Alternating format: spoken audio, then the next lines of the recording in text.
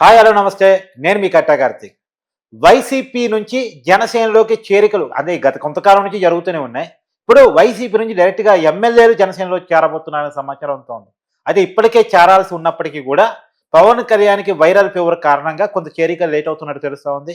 రాబోయేటువంటి బడ్జెట్ సమావేశాల కంటే ముందే వైసీపీ నుంచి ఓ ముగ్గురు ఎమ్మెల్యేలు జనసేనలో చేరబోతున్నారు అనేటువంటి సమాచారం అంతా ఉంది. రాజకీయ వర్గాల్లో ప్రచారం జరుగుతోంది. దీని మీద మరింత విశ్లేషణ తీసుకునే ప్రయత్నం చేద్దాం. నాతో ఉన్నారు ప్రముఖ విశ్లేషకులు చంద్ర శ్రీనివాస్ గారు. సార్ నమస్కారం. నమస్కారం అండి. సార్ ఉమ్మడి ప్రకాశం జిల్లా మీ జిల్లా. ఆ జిల్లా నుంచి ఒక ఎమ్మెల్యే, కర్నూలు జిల్లా నుంచి ఒక ఎమ్మెల్యే, అలానే అరకు, పాడేరు ఆ ఇద్దరు ఎమ్మెల్యేలు. మొత్తం ముగ్గురు నుంచి నలుగురు ఎమ్మెల్యేలు వైసీపీ నుంచి జనసేనలో చేరబోతున్నారు. అంటే కర్నూలు ఏమో టీడీపీ అంటున్నారు. మరి చూడాలి. మొత్తం మీద ముగ్గురు ఎమ్మెల్యేలు జనసేనలో చేరబోతున్నారనే ఒక సమాచారం అంతా ఉంది. దీంట్లో ఉన్న వాస్తవం ఏంటి? తప్పకుండా. ఎందుకంటే 11 సీట్లకు పరిమితమైన వైసీపీ ఒక నాయకుడు తీసేస్తే 10 సీట్లే ఉన్నాయి. దాంట్లో మీరన్నట్టు పాడేరు, అరకు ఆ రెండు కూడా కీలక గిరిజన ఎమ్మెల్యేలు. ఒక ఆయన వర్మ, ఇంకొక అతను విశ్వేశ్వరరాజు ఉన్నారు. సరే, ఏదైనా కానీ వాళ్ళు కూడా మార్పు కోసం చూస్తున్నారు అక్కడ. ఎందుకంటే వాళ్ళు ఇండివిజువల్గా ఎదిగిన వాళ్ళు.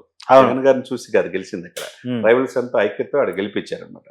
కాబట్టి వాళ్ళు కూడా అంటే అసెంబ్లీకి పోనీట్లేదని కోపమేనా? అంటే ఈ నాయకుడు వెళ్తలేదు కదా. మరి నాయకుడు వెళ్ళినప్పుడు సమస్యలు ఏ విధంగా ప్రజల సమస్యలు తీర్చాలి. ఎమ్మెల్యే ఎన్నో ఆశలతో గెలిపిస్తారు. మరి నాయకుడు వెళ్ళినప్పుడు ఎందుకు ఆ పార్టీలో ఉన్న ఉపయోగం లేదు కదా. కాబట్టి అధికార పార్టీలో ఉంటే కనుక మన భవిష్యత్తు బాగుంటుందనే ఆలోచనతో అక్కడున్న అరకు, పాడేరు ఎమ్మెల్యేలు ఇద్దరు కూడా 100% జనసేన జరుగుతున్నారని తెలుస్తుంది, చేరుతున్నట్టుగా. అదేవిధంగా మీరు అన్నట్టు ప్రకాశం జిల్లా బూచేపల్లి శివప్రసాద్ రెడ్డి దర్శి ఎమ్మెల్యే, ఎర్రగొండపాలెం ఎమ్మెల్యే ఆయన చంద్రశేఖర్ గారు ఉన్నారు. ఆయన జనసేన వైపే మొగ్గు చూపుతున్నట్టుగా తెలుస్తుంది. లేకపోతే కర్నూలు జిల్లా ఒక ఎమ్మెల్యే కూడా వినపడుతుంది, అది టీడీపీ జనసేన అనేది. ఏదైనా కానీ ఈ పాయింట్ ఆఫ్ వ్యూ చూస్తే మీరు అన్నట్టు మీరు చెప్పింది కరెక్టే.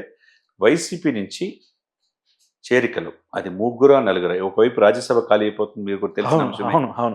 చూసాం మనం, ముగ్గురు మస్తాన్ రావు గారు రాజీనామా చేశారు. సరే, బీజేపీ నుంచి ఎన్నికయ్యారు, వేరే విషయం. అయిపోయాడు. ఆర్ కృష్ణ గారు బీజేపీ నుంచి ఇది చేసుకున్నారు. విజయసాయి రెడ్డి పార్టీకి రాజీనామా చేశాడు. మోబ్దేవ్ మీరా రాజీనామా 2026 వరకు పదవీ కాలం ఉంది సార్.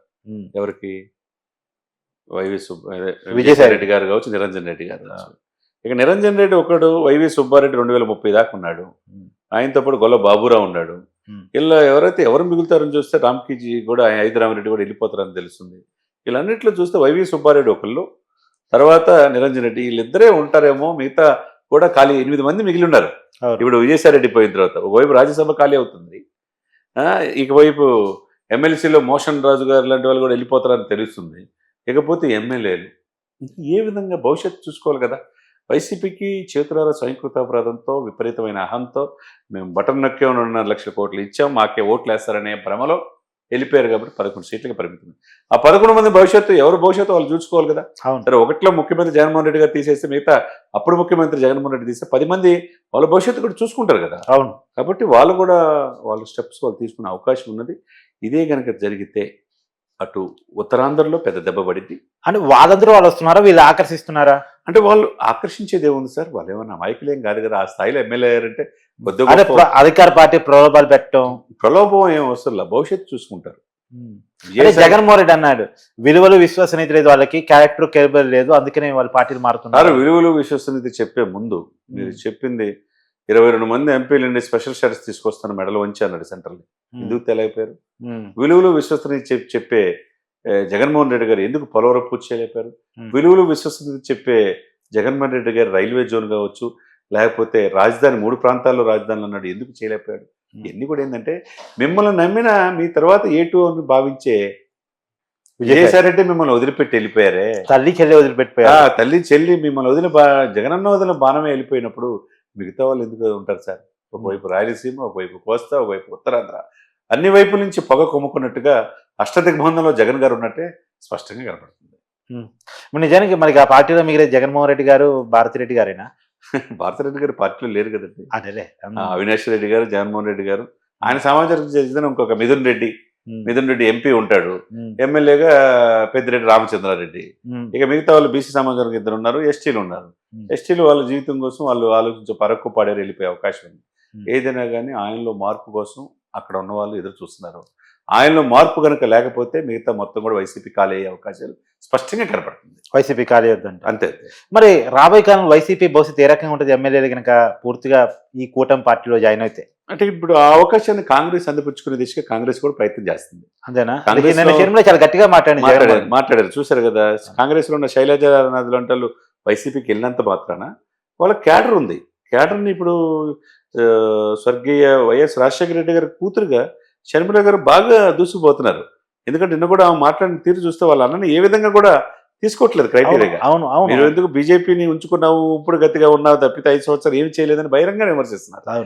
ఎన్ని పరిణామాలు రీత్యా వైసీపీకి రాబోయే రోజులన్నీ గడ్డుకాలం. ఈ పరిస్థితి నుంచి మార్పు రావాలంటే జగన్ గారిలో రావాల్సిన మార్పు ఏంటి అసలు? జగన్ మారాలి. జగన్ చుట్టూ ఉన్న కోటరీ మారాలి. వీళ్ళందరూ కూడా ఎందుకు ఆరోపణలు వస్తున్నాయి, ఎందుకు నాకు అంటే నేను మారాను, నేను కార్యకర్త దగ్గరగా ఉంటాను, నేను తప్పు చేశాను, ఆ తప్పు నుంచి రియలైజ్ అయ్యాను కానీ పార్టీలో కీలక వ్యక్తులు నమ్మట్లా. ఎవరైతే వీళ్ళని ఇప్పుడు సకల శాఖ మంత్రిగా ఉన్న సజ్జల రామకృష్ణారెడ్డి కావచ్చు, తర్వాత ఒక ఐఏఎస్ ఆఫీస్ మీద అక్కడ కోటలో ఆరోపణలు ఉన్నాయి, ఆయన అమ్మటే ఉంటాడు, ఆయన మీద కావచ్చు, రెడ్డి గారు ఆయన కూడా, తర్వాత చెవిరెడ్డి భాస్కర్ రెడ్డి గారు లాంటి వాళ్ళు, ఇటువంటి కీలకమైన వ్యక్తులు మిథున్ రెడ్డి, పెద్దిరెడ్డి రామచంద్రారెడ్డి, వైవి సుబ్బారెడ్డి, ఈ కోటరీ మాత్రమే ఉన్నది తప్పితే ఎవరు కూడా వీళ్ళందరి దగ్గరికి వచ్చిన అంశాన్ని జగన్మోహన్ రెడ్డి గారు కలుద్దామన్న కలవలేని పరిస్థితిలో ఉన్నారు. అధికారం లేనప్పుడేమో నేను ఉన్నాను, నేను విన్నాను అని చెప్పాడు. పోయిన తర్వాత కూడా కలవకపోతే ఎట్లా? కాబట్టి చాలా గ్యాప్ తాడేపల్లికి ప్రజలకి గ్యాప్ వచ్చింది, ప్రగతి నగర్కి ప్రజలకు ఎలా అయితే గ్యాప్ వచ్చిందో ఆంధ్రప్రదేశ్లో ఆ పరిస్థితి వల్ల ఈరోజు వైసీపీ పరిస్థితి అగమ్యగోచరంగా తయారైందన్నమాట. అంటే జగన్మోహన్ రెడ్డి మార్పు రావాల్సిందే అంటారు. ఆయన చెప్తున్నా నేను మారాను. ధనుంజయ రెడ్డి మీద అనేక ఆరోపణలు ఉన్నాయి. ఆయన్ని వదులుకోలేడు. వైవి సుబ్బారెడ్డి వాళ్ళ బాబాయిని వదులుకోలేడు. ఆయనకు అనుంగ శిష్యులాగా భావించే సజ్జల రామకృష్ణారెడ్డిని వదులుకోలేడు. ఇక చివరికి ఏటుగా తన కేసులతో పాటు ఉన్న వైవి సజ్జల విజయసాయిరెడ్డిని వదులుకున్నాడు. ఆయన వదిలిపెట్టి వెళ్ళిపోయాడు. వదులుకోవటం కాదు, ఆయన వదిలిపెట్టి వెళ్ళిపోయాడు. ఇంకో మాట కూడా చెప్పండి. మరి ఇప్పుడు నిజంగా ఈ పరిస్థితి వైసీపీలో ఉంటే 2029 ఎన్నికలు సరిగా ఫేస్ చేయడం ఇబ్బంది అవుతుంది, ఖచ్చితంగా ఇబ్బంది అవుతుంది. అంతే కదా. ఉన్న ఓటు బ్యాంక్ 40% ఉంది, మరి అది కాపాడుకోవాలి కదా. వాళ్ళు ఉండాలి కదా వీళ్ళతో పాటు. వీళ్ళ నమ్మకం లేకపోతే వాళ్ళు కూడా జారుకునే అవకాశం. అంతే కదా. లీడర్ లేకుండా క్యాడర్ ఉండరు, క్యాడర్ లేకుండా ఓట్లు పడవు. ఇప్పుడు ఏదైనా కానీ రాబోయే రోజులు అంతా కూడా వైసీపీ గడ్డుకాలం సార్. కార్తీక్ గారు ఏమంటారు? మరి వచ్చే 2029 ఎన్నికల్లో కూడా వైసీపీ పార్టీకి ఇదే గతి పట్టింది అనుకుని ఏంటి ఆ పార్టీ? అదే కదా, చూడాలా, వెయిట్ చేయాలి మనం. ఈ ప్రభుత్వం కూడా అనేక వాగ్దానాల మధ్య వచ్చింది అధికారంలో. 7 నెలలు అయింది. ఇంకా రాబోయే రోజుల్లో కూడా ఇచ్చిన వాగ్దానాలను నిర్వర్తించాలి, ఆ దిశగా ముందుకెళ్ళాలి. అవకాశాన్ని ఆయన 5 సంవత్సరాల్లో చేయలేంది, జగన్మోహన్ రెడ్డి గారు చేయలేంది, వీళ్ళు చేసి చూపించాలి. అప్పుడే ప్రజలు విశ్వసిస్తారు. ఏదైనా క్యాడర్ పైన లీడర్ పైన ప్రజలు పూర్తిగా కూటమిలో వైపు ఉంటేనే వైసీపీ ప్రస్థానం క్లోజ్ అవుతుంది. అవునంతేనండి. Thank you sir.